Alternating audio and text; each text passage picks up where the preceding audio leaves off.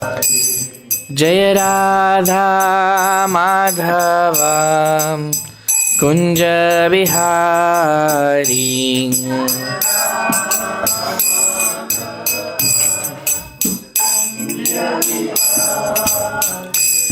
Jai Gopi Jana Vallabha Girivardhari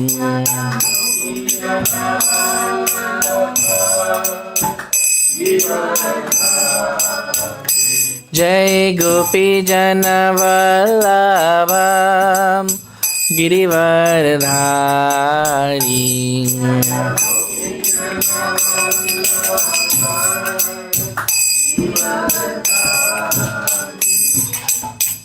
Yashodanandana Braja Janaranjana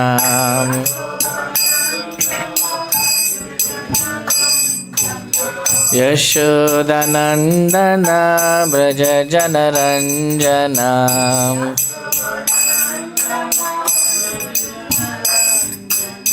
Yamuna Tira Vanachari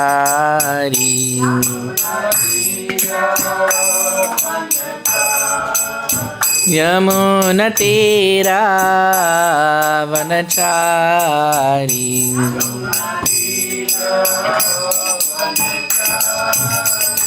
Jaya Radha Madhava Kunja Vihari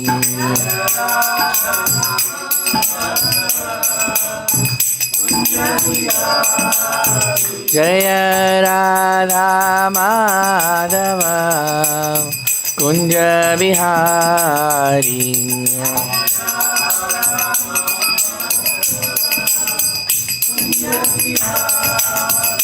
Jai Gopi Jana Vallabha Girivardhari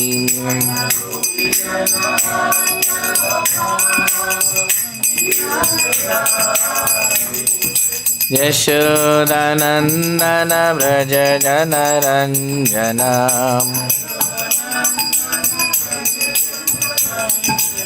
Yamuna Tira Vanachari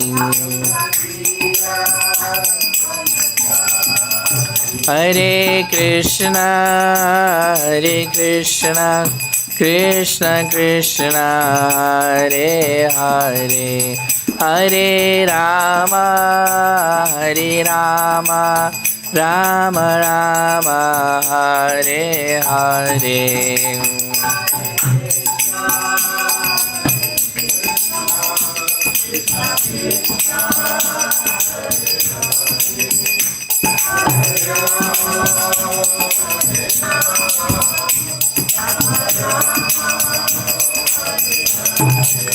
Hare Krishna Krishna Krishna Hare Hare Hare Rama Rama Rama Hare Hare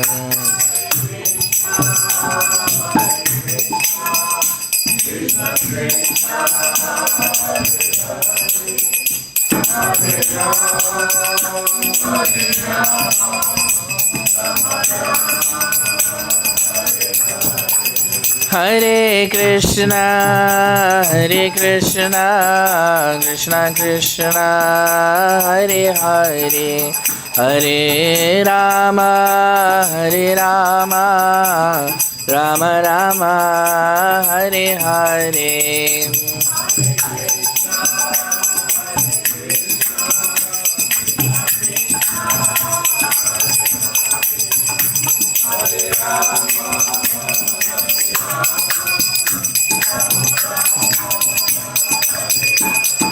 Jaya Prabhupada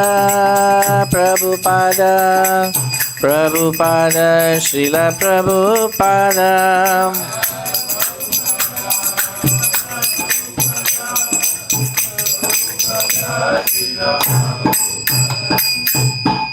Jai Vishnupad Paramahansa Spiritual Rāja-guhyaṁ Stotra Sata Shri Srimad His Divine Grace Abhay Charanaravinda Bhakti Vedanta Swami Śrīla Prabhupada ki jai. Ananta Koti Vaishnava Vrinda ki jai. Lord Shri Radha Shyam Sundar Lalita Vishakha Devi ki jai. Shri Krishna Balaram ki jai. Shri Gonitai ki jai. Thai Gaur Premanandi Hari Hari Bol. All grace the assembled devotees. All grace the assembled devotees. All grace the assembled devotees. All grace to Shri Guru and Shri Gaurangam. Om Namo Bhagavate Vāsadevāya. Om Namo Bhagavate Vāsadevāya. Om Namo Bhagavate Vāsadevāya. Today we are reading from Bhagavad-gītā as it is, chapter 9, entitled The Most Confidential Knowledge, text number 2. Raja-vidyā rāja-guhyaṁ pavitram idam uttamam pratyakṣāvagamaṁ dharmyam su-sukham kartum avyayam rāja-vidyā rāja-guhyaṁ pavitram idam uttamam pratyakṣāvagamaṁ dharmyam su-sukham kartum avyayam. And devotees would like to try. Raja-vidyā rāja-guhyaṁ pavitram idam uttamam pratyakṣāvagamaṁ dharmyam su-sukham kartum avyayam. Raja-vidyā rāja-guhyaṁ pavitram idam uttamam pratyakṣāvagamaṁ dharmyam su-sukham kartum avyayam. Raja-vidyā rāja-guhyaṁ Raja-vidyā rāja-guhyaṁ pavitram idam uttamam pratyakṣāvagamaṁ dharmyam su-sukham kartum avyayam. Raja-vidyā rāja-guhyaṁ pavitram idam uttamam pratyakṣāvagamaṁ dharmyam su-sukham kartum avyayam. Word for word translation. Raja-vidyā, the king of education. Rāja-guhyam, the king of confidential knowledge. Pavitram, the purest. Idam, this. Uttamam, transcendental. Pratyakṣa, by direct experience. Avagamam, understood. Dharmyam, the principle of religion. Su-sukham, very happy. Kartum, to execute. Avyayam, everlasting. Translation and purport by His Divine Grace A.C. Bhaktivedanta Swami Śrīla Prabhupada ki jai. It's a lengthy purport, so it's over 5 pages purport. So we'll just go through the purport. Please bear. Translation. This knowledge is the king of education, the most secret of all secrets. It is the purest knowledge, and because it gives direct perception of the self by realization, it is the perfection of religion. It is everlasting, and it is joyfully performed. Purport. This chapter of Bhagavad-gītā is called the King of Education because it is the essence of all doctrines and philosophies explained before. Among the principal philosophers in India are Gautama, Kaṇāda, Kapila, Yājñavalkya, Śāṇḍilya and Vaiśvānara. And finally there is Vyāsadeva, the author of the Vedānta-sūtra. So there is no dearth of knowledge in the field of philosophy or transcendental knowledge. Now the Lord says that this 9th chapter is the king of all such knowledge. the essence of all knowledge that can be derived from the study of the Vedas and different kinds of philosophy. It is the most confidential because confidential or transcendental knowledge involves understanding the difference between the soul and the body. And the king of all confidential knowledge culminates in devotional service. Generally, people are not educated in this confidential knowledge. They are educated in external knowledge. As far as ordinary education is concerned, people are involved with so many departments: politics, sociology, physics, chemistry, mathematics, astronomy, engineering, etc. There are so many departments of knowledge all over the world and many huge universities, but there is unfortunately no university or educational institution where the science of the spirit soul is instructed. Yet the soul is the most important part of the body. Without the presence of the soul, the body has no value. Still, people are placing great stress on the bodily necessities of life, not caring for the vital soul. The Bhagavad-gītā, especially from the 2nd chapter on, stresses the importance of the soul. In the very beginning, the Lord says that this body is perishable and that the soul is not perishable. Antavanta ime deha nityas yukta sharirina. That is a confidential part of knowledge. Simply knowing that the spirit soul is different from this body and that its nature is immutable, indestructible and eternal. But that gives no positive information about the soul.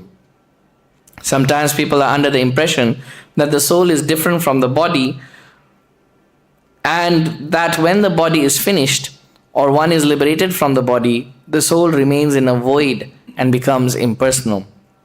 But actually that is not the fact. How can the soul, which is so active within this body, be inactive after being liberated from the body? It is always active. If it is eternal, then it is eternally active, and its activities in the spiritual kingdom are the most confidential part of spiritual knowledge. These activities of the spirit soul are therefore indicated here as constituting the king of knowledge, the most confidential part of all knowledge. This knowledge is the purest form of all activities as explained in Vedic literature. In the Padma Puran, man's sinful activities have been analyzed and are shown to be the results of sin after sin. Those who are engaged in fruitive activities are entangled in different stages and forms of sinful reactions.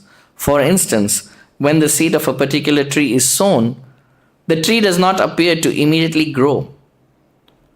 It takes some time. It is first a small sprouting plant, and then it assumes the form of a tree. Then it flowers and bears fruit. And when it is complete, the flowers and fruits are enjoyed by persons who have sown the seed of the tree. Similarly, when a man performs a sinful act, and like a seed, it takes time to fructify. There are different stages. The sinful action may have already stopped within the individual, but the results or the fruits of that sinful action are still to be enjoyed. There are sins which are still in the form of a seed, and there are others which are already fructified and are giving us fruit, which we are enjoying as distress and pain. As explained in the 28th verse of the 7th chapter, a person who has completely ended the reaction of all sinful activities and who is fully engaged in pious activities, being freed from the duality of this material world, becomes engaged in devotional service to the Supreme Personality of Godhead, Krishna. In other words, those who are actually engaged in the devotional service of the Supreme Lord are already freed from all reactions. This statement is confirmed in the Padma Puran. Aprarabdha phalam papam kutam bijam palonmukam krameneva praliyeta vishnu bhakti ratatmanam. For those who are engaged in devotional service to the Supreme Personality of Godhead, all sinful reactions, whether fructified in the stalk or in the form of a seed, gradually vanish. Therefore, the purifying potency of devotional service is very strong, and it is called pavitram uttamam, the purest. Uttama means transcendental. Tama means this material world or darkness, and uttamam means that which is transcendental to material activities. Devotional activities are never to be considered material, although sometimes it appears that devotees are engaged just like ordinary men. One who can see and is familiar with devotional service will know that they are not material activities. They are spiritual and devotional, uncontaminated by the material modes of nature. It is said that the execution of devotional service is so perfect that one can perceive the results directly. This direct result is actually perceived, and we have practical experience that any person who is chanting the holy names of Krishna, Hare Krishna, Krishna Krishna, Hare Hare, Hare Rama, Rama Rama, Hare Hare, in course of chanting without offenses, feels some transcendental pleasure and very quickly becomes purified of all material contamination. This is actually seen. Furthermore, if one engages not only in hearing but in trying to broadcast the message of devotional activities as well, or if he engages himself in helping the missionary activities of Krishna consciousness, he gradually feels spiritual progress. This advancement in spiritual life does not depend on any kind of previous education or qualification. The method itself is so pure that simply by engaging in it, one becomes pure. In the Vedānta-sūtra, this is also described in the following words. Prakāṣascha karmaṇya vyasāt.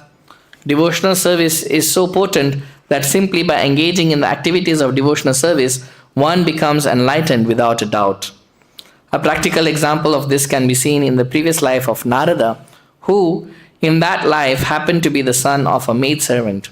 He had no education, nor was he born into a high family. But when his mother was engaged in serving great devotees, Kaṇāda also became engaged, and sometimes in the absence of his mother, he would serve the great devotees himself. Kaṇāda personally says, Uchishtalepan anumodito dvije sakritsma bhunje tadapastakil vishayam evam pravittasya vishuddha chetasas tadharma evatma ruchi prajayate. In this verse from Srimad Bhagavatam, Narad describes his previous life to his disciple Vyāsadeva. He says that while engaged as a boy servant for those purified devotees during the 4 months of their stay, he was intimately associating with them. Sometimes those sages left remnants of food on their dishes, and the boy who would wash their dishes wanted to taste the remnant. So he asked the great devotee for their permission. And when they gave it, Narada ate those remnants and consequently became freed from all sinful reactions. As he went on eating, he gradually became as pure-hearted as the sages. The great devotees relished the taste of unceasing devotional service to the Lord by hearing and chanting, and Narada gradually developed the same taste. Narada says further, Tatranvaham Krishna Katha Pragayatam Anugrahena Shrinavam Manoharam Tashraddhayame Nupadam Vishnvitam Priyasravasyangamama Bhavadruchi. By associating with the sages, Narada got the taste for hearing and chanting the glories of the Lord, and he developed a great desire for devotional service. Therefore, as described in the Vedānta-sūtra, Prakāṣascha karmaṇya vyasāt, if one is engaged simply in the acts of devotional service, everything is revealed to him automatically and he can understand. This is called pratyakṣa, directly perceived. The word dharmyam means the path of religion. Narada was actually a son of a maidservant. He had no opportunity to go to school. He was simply assisting his mother, and fortunately his mother rendered some service to the devotees. The child Narada also got the opportunity and simply by association achieved the highest goal of all religion. The highest goal of all religion is devotional service, as stated in Srimad Bhagavatam, Savai Pungsang Paro Dharmo Yato Bhaktir Adokshaje. Religious people generally do not know that the highest perfection of religion is the attainment of devotional service. As we have already discussed in regard to the last verse of chapter 8, Vedeshu Yaggeshu Tapassu Chaiva. Generally, Vedic knowledge is required for self-realization. But here, although Narada never went to school of the spiritual master and was not educated in Vedic principles, he acquired the highest results of Vedic study. This process is so potent that even without performing the religious process regularly, one can be raised to the highest perfection. How is this possible? This is also confirmed in Vedic literature. Acharyavan Purusho Veda. One who is in association with great acharyas, even if he is not educated or has never studied the Vedas, can become familiar with all the knowledge necessary for realization. The process of devotional service is a very happy one. Su-sukham. Why? Devotional service consists of Shravanam, Kirtanam, Vishnu. So one can simply hear the chanting of the glories of the Lord, or can attend philosophical lectures on transcendental knowledge given by authorized acharyas. Simply by sitting one can learn, and then one can eat the remnants of the food offered to God, nice palatable dishes. In every state, devotional service is joyful. One can execute devotional service even in the most poverty-stricken condition. The Lord says, Patram pushpam phalam toyam. He is ready to accept from the devotee any kind of offering, never mind what. Even a leaf, a flower, a bit of fruit, or a little water, which are all available in every part of the world, can be offered by any person, regardless of social position, and will be accepted if offered with love. There are many instances in history. Simply by tasting the tulsi leaves offered to the lotus feet of the Lord, great sages like Sanat Kumar became great devotees. Therefore, the devotional process is very nice, and it can be executed in a happy mood. God accepts only the love with which things are offered to Him. It is said here that this devotional service is eternally existing. It is not as the Mayavadi philosophers claim. Although they sometimes take to the so-called devotional service, their idea is that as long as they are not liberated, they will continue their devotional service. But at the end, when they become liberated, they will become one with God. Such temporary time-serving devotional service is not accepted as pure devotional service. Actual devotional service continues even after liberation. When the devotee goes to the spiritual planet in the kingdom of God, he is also engaged there in serving the Supreme Lord. He does not try to become one with the Supreme Lord. As will be seen in Bhagavad-gītā, actual devotional service begins after liberation. After one is liberated, when one is situated in the Brahman position, Brahma Bhuta, one's devotional service begins. Sama sarveshu bhuteshu mad bhaktim labate param. No one can understand the Supreme Personality of Godhead by executing Karma Yoga, Jnana Yoga, Ashtanga Yoga, or any other yoga independently. By these yogic methods, one may make a little progress towards Bhakti Yoga, but without coming to the stage of devotional service, one cannot understand what is the personality of Godhead. In the Srimad Bhagavatam, it is also confirmed that when one becomes purified by executing the process of devotional service, especially by hearing Srimad Bhagavatam or Bhagavad-gītā from realized souls, then he can understand the science of Krishna or the science of God. Evam prasanna manaso bhagavat bhakti yogatam. When one's heart is cleared of all nonsense, then he can understand what God is. Thus, the process of devotional service of Krishna consciousness is the king of all education and the king of all confidential knowledge. It is the purest form of religion, and it can be executed joyfully without difficulty. Therefore, one should adopt it. Hare Krishna. Om Jnanatimidandasya Jnananjana Shalakayam Chakshurunmilitam Yena Tasmai Shri Gurave Namaha Vanchakalpatarubhyascha Kripa Sindhubhya Evacha Patitanam Pavanebhyo Vaishnavebhyo Namo Namaha Jai Shri Krishna Chaitanya Prabhu Nityananda Shri Advaita Gadadhara Shivasadi Gaura Bhakta Vrindam Hare Krishna Krishna Krishna Hare Hare Hare Rama Rama Rama Hare Hare. Hare Krishna. So that was a very long purport by Srila Prabhupada. And Srila Prabhupada in the purport is outlining each aspect of the verse, how the process of devotional service is the king of all knowledge, rāja-vidyā, how it is the most confidential, rāja-guhyaṁ, how it is pure, pavitram, how it is topmost, uttamam, and how it gives results by direct perception, pratyakṣāvagamaṁ, dharmyam. It is eternally the function of the soul. And it is performed joyfully. Su-sukhaṁ, kartum avyayam. Right? Sri Chaitanya Mahaprabhu, when Sanatana Goswami approached Mahaprabhu, he approached Mahaprabhu with a straw in between his teeth and very humbly asked Mahaprabhu, Ke ami? Who am I? People in my village, they call me Pandita, great learned person, but I don't know who am I. I don't know why I am suffering these threefold material miseries. And so, Mahaprabhu, Sri Chaitanya Mahaprabhu, then began instructing Sanatana Goswami.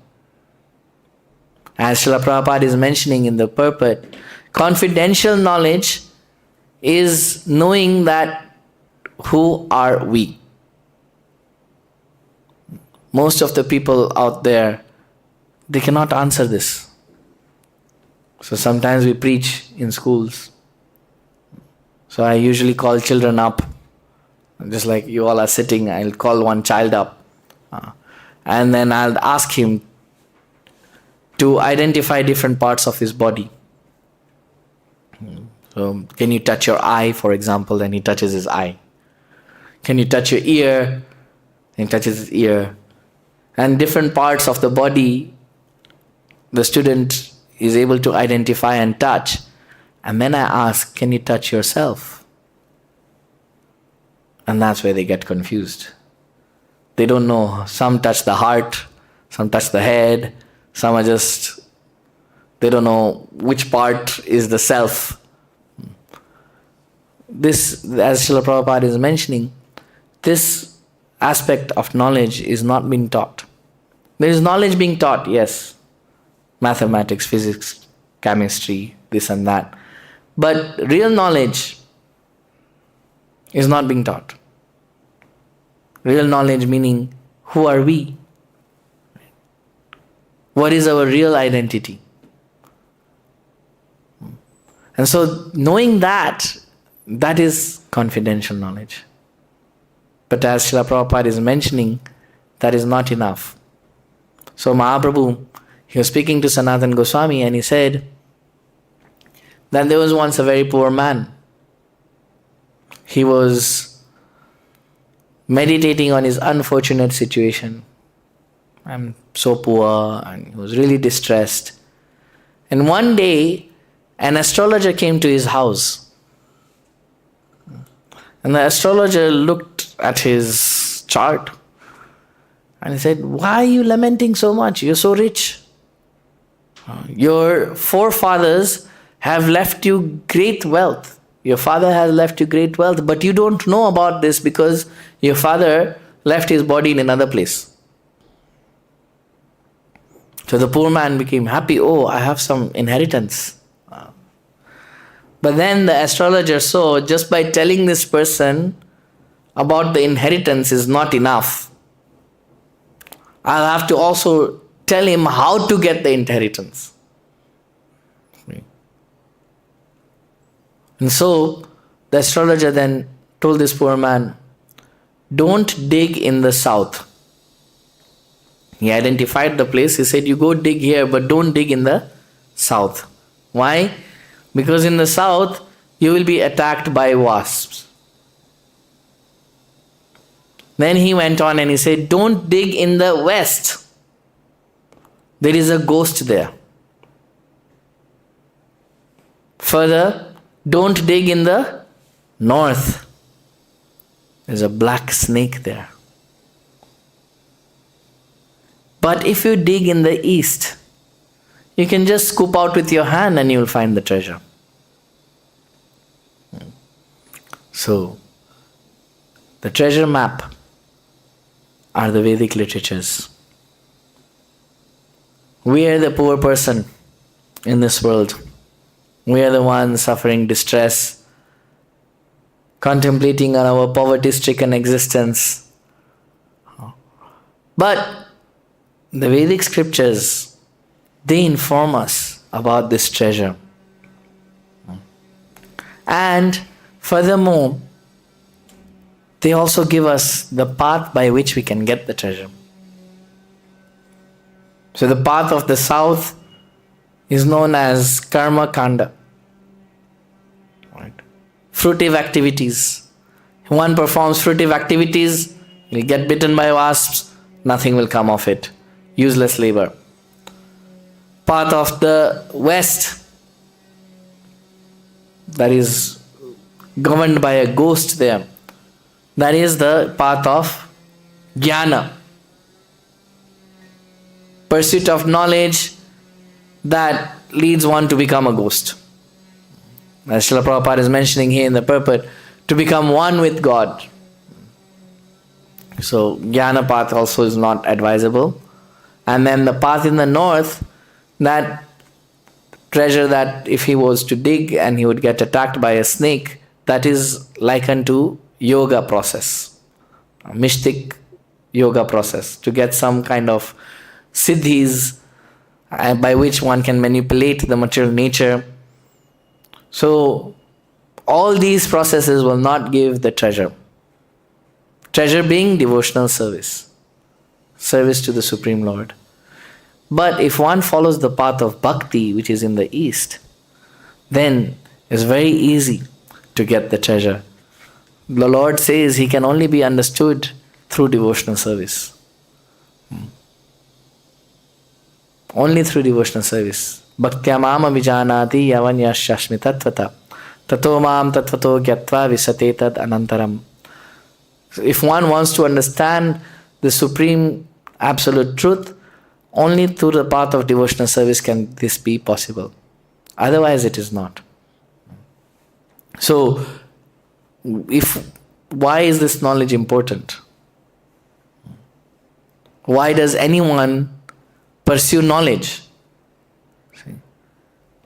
As the soul, our constitution, our nature is Sat Chit Ananda. Eternity, knowledge and bliss. So bliss aspect everyone understands. We want to be happy. Right? And Sat also everyone understands. We want to be eternally happy. But why do we need knowledge? Would anyone want to try? Answer that. Why do we need knowledge? Without knowledge we cannot exist. At least basic knowledge, whatever it is, it's needed. How to eat, how to sleep, that's not sleep, but everything like basic. Without knowledge we cannot exist. Yes. There's a particular verse in the Bhagavatam that says the ocean of material existence can be crossed only on the boat of knowledge. Yes, the ocean of material existence can be crossed only on the boat of knowledge. Right? In anything we do. Yes, Prabhu. In anything we do, right? If we're looking for eternity, if we're looking for bliss, we need knowledge how to get that bliss. Okay. Knowledge tells us how to become happy.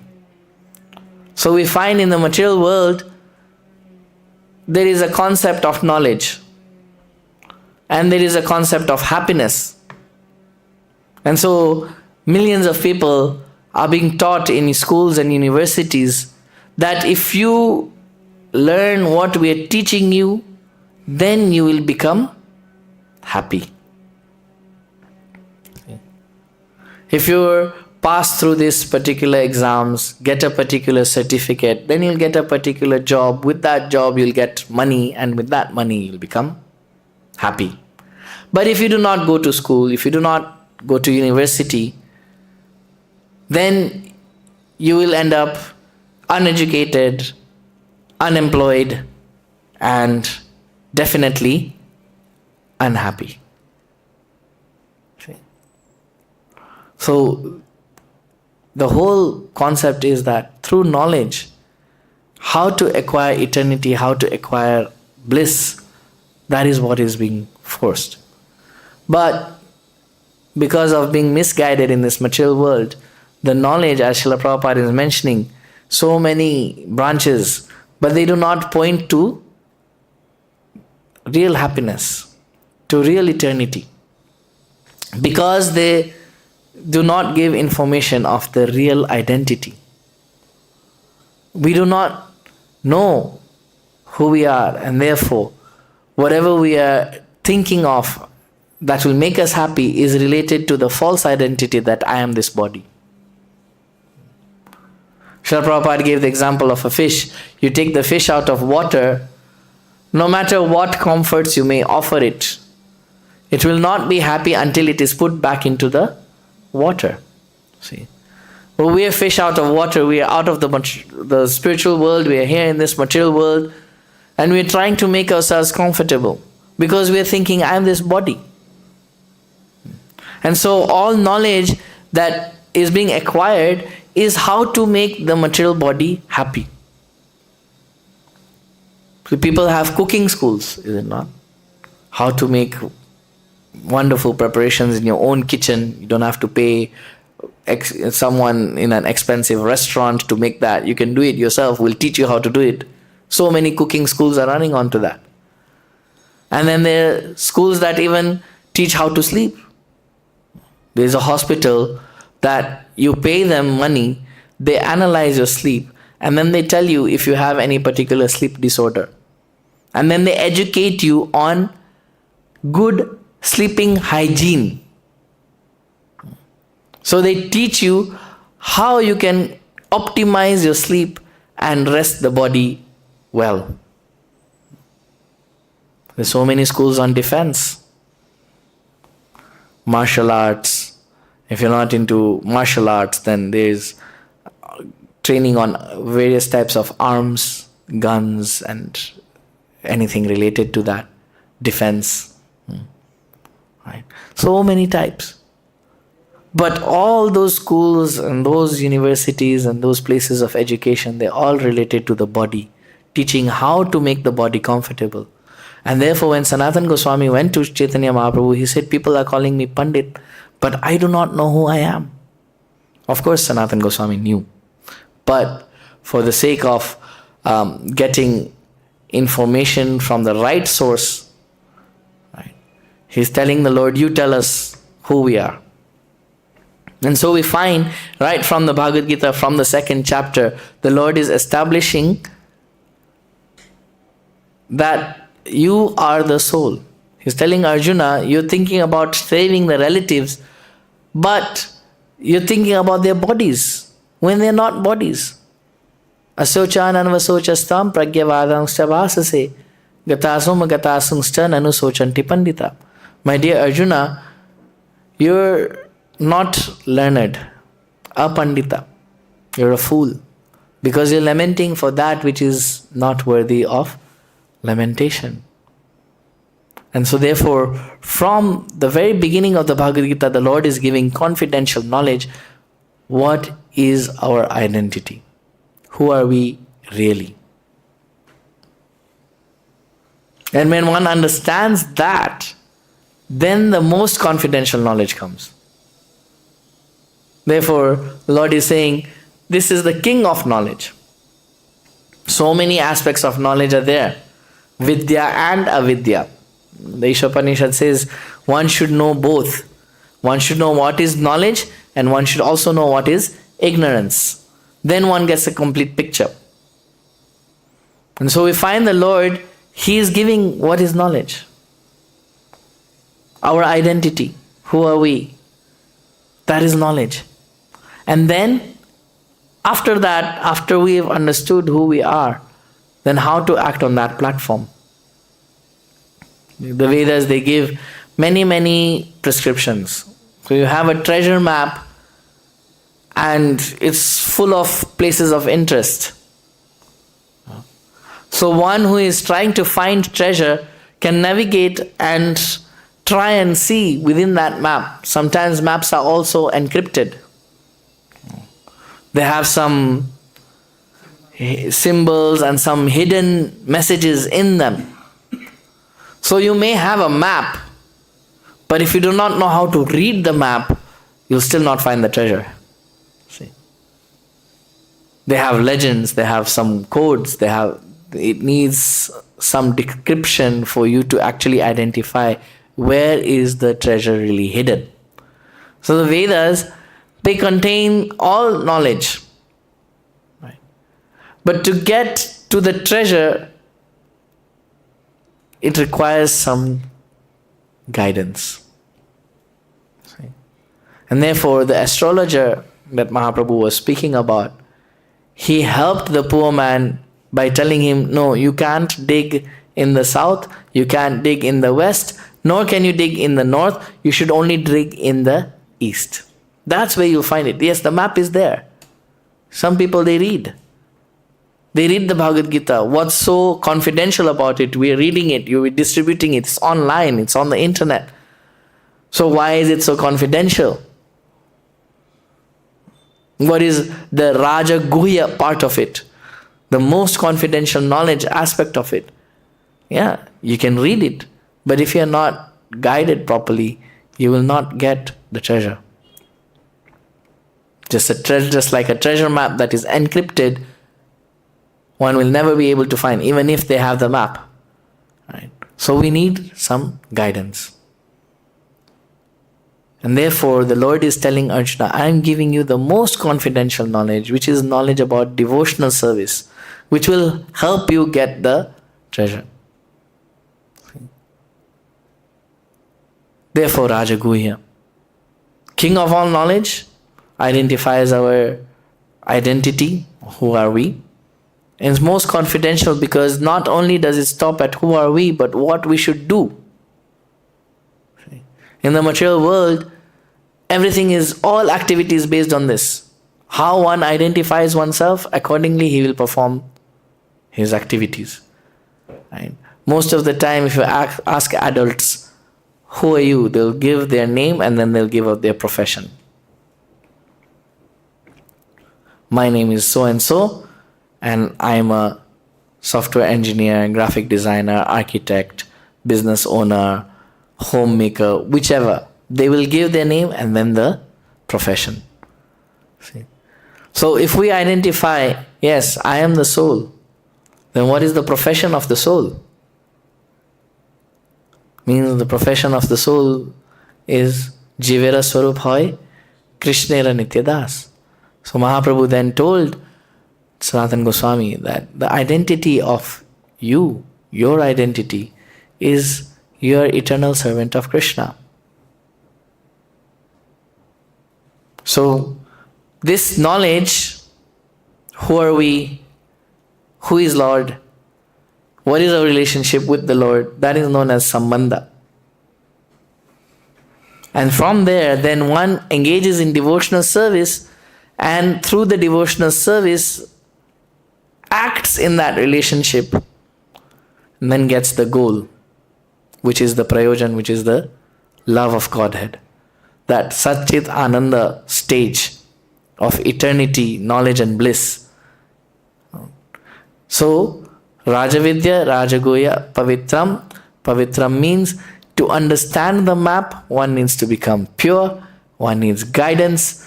That guidance is given, as Srila Prabhupada is saying, through the acharyas, the spiritual masters. They tell us how we can understand that treasure map to get the treasure, and what steps we need to take in order to find the treasure. So the process of devotional service purifies the performer. In other places, Srila Prabhupada has said Krishna is like fire. In order to approach fire, one needs to also be like fire. Yeah. Otherwise, one will get burnt up. Just like so many scientists are trying to send Sputniks to the sun. Right? Recently, they said they managed to get to a very close distance to the sun, but then it's still burnt up. Right? So in order to approach fire, in order to approach the supreme pure, one has to become pure. But the process of devotional service is so beautiful that by engaging in that process, one becomes pure. And one can see that, pratyakṣa. The acharyas, they explain there are 3 ways of gaining knowledge. So the first is pratyakṣa.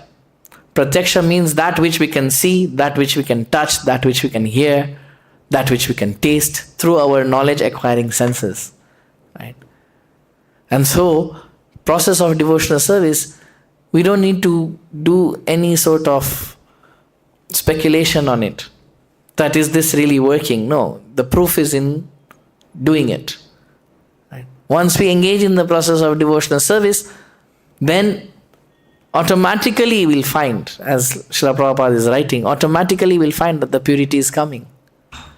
What was once, right? And the more we engage in the process diligently, the more pure we become. And then after that, Lord says, you become su-sukham. You become very happy. And that's what everyone wants. How to become happy. There are thousands of courses being taught all over the world on happiness, on bliss. But because they don't have the map, they have a wrong map, they're misguiding everyone.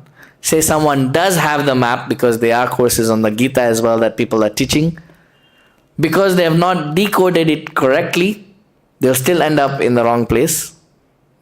So only very, very fortunate people get the right map, the right set of instructions to decode the map, and the right guidance to get the treasure, which is devotional service.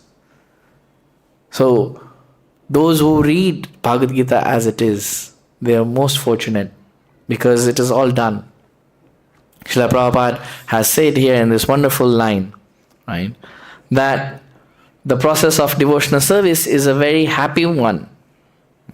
And it is so perfect that any person who's chanting Hare Krishna, Krishna Krishna, Hare Hare, Hare Rama, Rama Rama, Hare Hare, feels some transcendental pleasure and very quickly becomes purified of all material contamination. We don't need external validation for this. It's not like a building that is being built, you need to call a quantity surveyor. He gives a certificate of completion, this much is completed, and a bill of quantities, this much has been used, then that is, no. You don't need external validation. Srila Prabhupada gives the example, if one is hungry, as he's eating, he knows how much the hunger has become satisfied. He doesn't ask the person who's serving, should I eat one more? He knows whether he can eat one more or not, right? So we all know, we've all experienced. So the same way with devotional service, if we're executing it diligently, we will feel the bliss. That's why we're all here in the wonderful Dham, Sridham Vrindavan, to come and experience that bliss. So therefore the Lord is telling Arjuna, what I am about to tell you, knowledge of devotional service, is the most confidential. But if you follow it, then it gives the highest result. Su-sukham is very joyfully performed and it gives the highest result. Devotional service, love of Krishna. Hare Krishna. There are many, many aspects in the purport, but we don't have time. I thought I'll leave some time for some questions or some comments if anyone wants to add something. Yes, Prabhu. Thanks for a wonderful class. Probably there are many questions that comes in the mind, but one thing is, what is real happiness for you? Because we are always looking for happiness. What is real happiness? So what is real happiness? Everyone's always running for happiness. As I mentioned, until and unless we know who we are, we'll not know what real happiness is. Srila Prabhupada gives the example of a person who's being tortured. Right? There is a form of torture wherein a rag is placed on top of you and they pour water. So it simulates drowning. So as they're pouring water, the person's feeling, I'm drowning. And then they remove the rag and the person's breathing and saying, oh, I'm safe. And then again, after some time, they put again the rag and they put water again. They drown him again. So in the material world, whatever happiness we think we have experienced is actually just cessation of distress. It's not happiness. It's just that there is no distress. That's why we mistake that state to be happiness. It's like the person who's being tortured. There is no water now on his face. He thinks he's okay, but he's still bound up. He's still in a vulnerable position. He's not safe. Right? Until and unless we understand and realize who we are, then only do we have a chance of knowing what real happiness is. And that we get glimpses of when we perform devotional service. So just like if you're in a very nice kirtan, you're happy because that's on the level of the soul. Right? Or you do some service, you feel a sense of satisfaction and happiness because if you've done devotional service, it's relating on the platform of the soul. So we get glimpses. But to be on that platform always, to experience that happiness always means we have to become fully Krishna conscious. Up till that point, we will never actually understand what is real happiness. But we get glimpses. Krishna is so kind, he gives us many glimpses to motivate us that if you follow this path of bhakti, you will become situated in pure bliss, ananda. Any other questions or comments? Yes. As per the knowledge, forgetfulness, remembrance is given by Krishna. So, because many times it happens like now it's a very serious what we heard here and I've forgotten once we go out. So, how do we see as that? In fact, when we say we are not this body, the soul, to accept that also is we don't accept at all. Actually, frankly, once we go, when we stay in the class, sometimes for a few seconds maybe we think, no, we are not body, soul. So, how to be serious?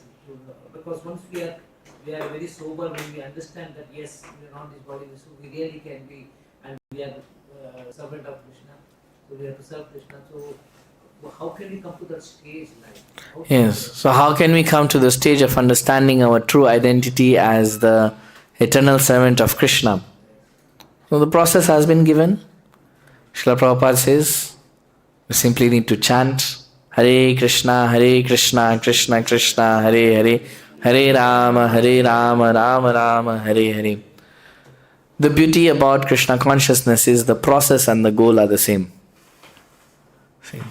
So when we chant, we're chanting to get service, we're engaging in service, and the goal is also service. Right?